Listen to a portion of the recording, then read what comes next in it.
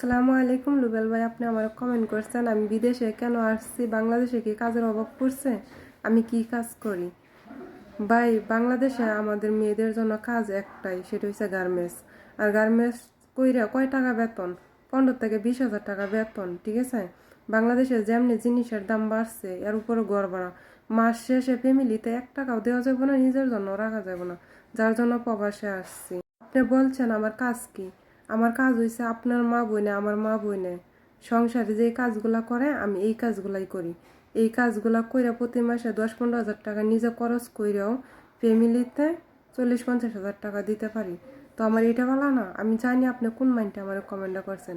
তো আমার কথা হচ্ছে যে ভাই, বালা মন্দ সব জায়গায় আছে, বাংলাদেশেও আছে, বিদেশেও আছে, সবাই যে এক এরকম না।